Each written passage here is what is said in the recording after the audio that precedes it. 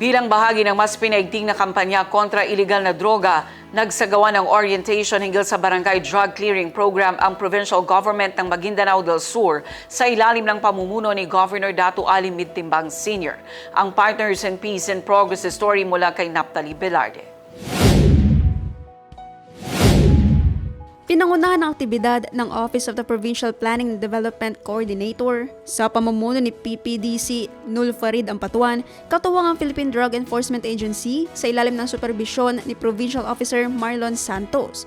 Layunin ng orientation na palakasin ang implementasyon ng Barangay Drug Clearing Program sa buong probinsya at tiyakin na updated ang mga local officials sa validation parameters, documentary requirements, compliance standards, at certification process para sa drug clearing status ng kanilang barangay.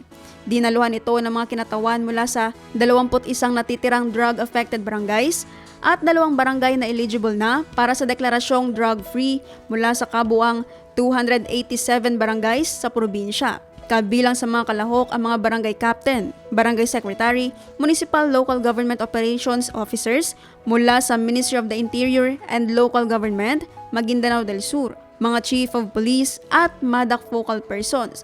Tinalakay sa orientation na sumusunod, updated guidelines at parameters para sa drug clearing validation, roles at responsibilities ng local officials at enforcement agencies, pagpapalakas ng barangay-based interventions at community participation, documentation at reporting compliance, at pag-sustain sa drug-cleared status sa pamamagitan ng continuous monitoring at preventive education.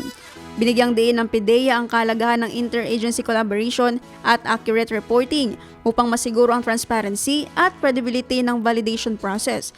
Ipinahayag din ang commitment ng PIDEA na tulungan ng mga barangay na maabot at mapanatili ang drug-cleared status.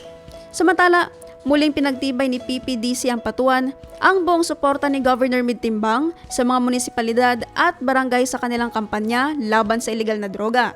Nagtapos ang aktibidad sa isang open forum kung saan nailahad ng mga kalahok ang kanilang operational concerns, procedural clarifications at best practices. Nakatulong ito ayon sa provincial government para mas mapalakas umano ang koordinasyon sa pagitan ng barangay officials, law enforcement agencies at provincial oversight bodies. Sa kabuuan, malaking hakbang ang orientation sa pagpapalakas ng local capacities sa implementasyon ng Barangay Drug Clearing Program, isang kolektibong pagsisikap para makamit at mapanatili ang isang drug-free Maguindanao del Sur.